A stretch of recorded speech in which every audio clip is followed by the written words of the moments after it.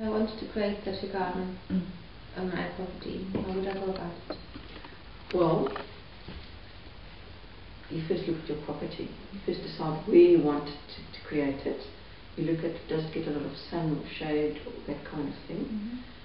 And then you start researching indigenous plants. We do have a little resource centre. I'll point you that way. You can also look at Kirsten Bosch's or Sandy's site on the internet.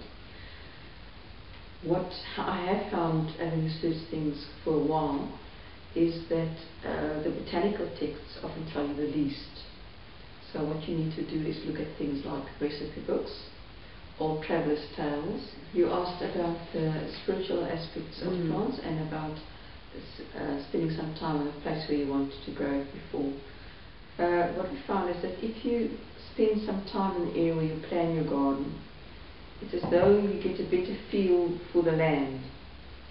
And especially if you're working with a group and if you people that are jointly planning the garden, to actually discuss what you want to do or sit there and think about what you want to do in that area, it's as though it already brings in nature and the nature spirits. And you then work, start building a rapport.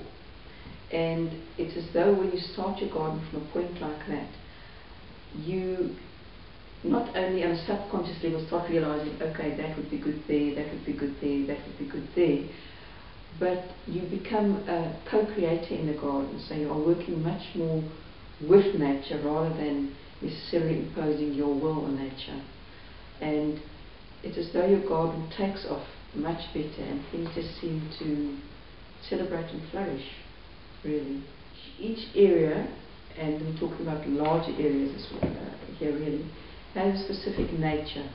For example, a rounded mountain, like an amphitheatre shape, is a very holding shape.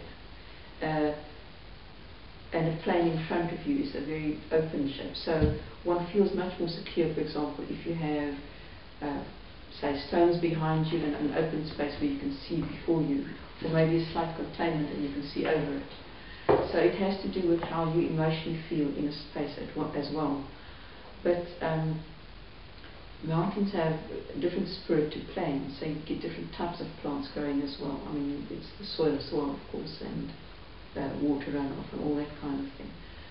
But you get a different, it's almost like walking into a different house. You get different houses have different atmospheres. And it's the same with the sense of place. Some places just feel right. It's how some people decide to do medicine wheels or labyrinths or to build a house in a certain spot. In the same way you can find the right spot for a garden.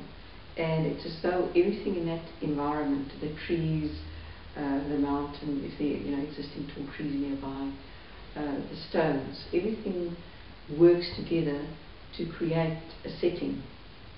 And it's almost as though it gives you your canvas and paints, and now you can have fun with it. So it provides a setting. What nutrients, do you use nutrients and stuff? Not really. Also depends on the area. Some plants, like many of the Cape plants, don't actually like the nutrient-rich soils.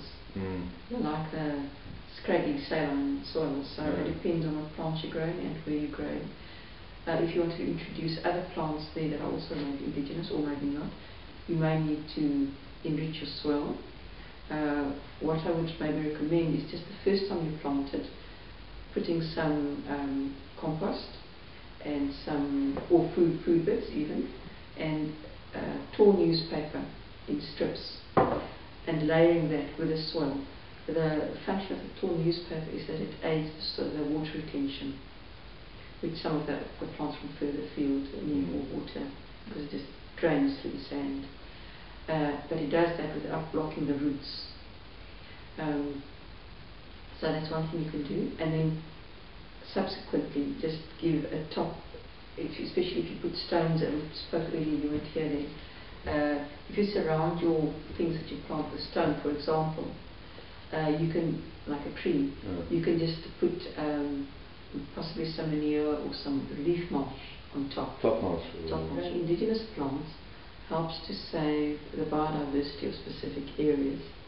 it also helps to teach us to re-interact with nature and with the area in which we are, because we've, especially those of us who originally came from other continents, don't actually know our local plants, and so knowledge about local plants is dying out, and really you may actually be helping to promote sustainability in the future, because most of these plants are much more drought resistant, certainly in this country.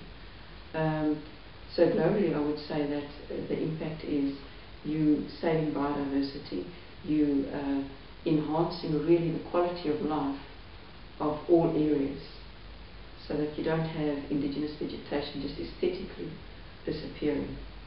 I think there are many nutritional and medicinal values to the indigenous foods, and not just the foods, some of the other plants too. So it's almost like you ensuring life for the planet by doing that. Thank you. Thank you, Cynthia. Right.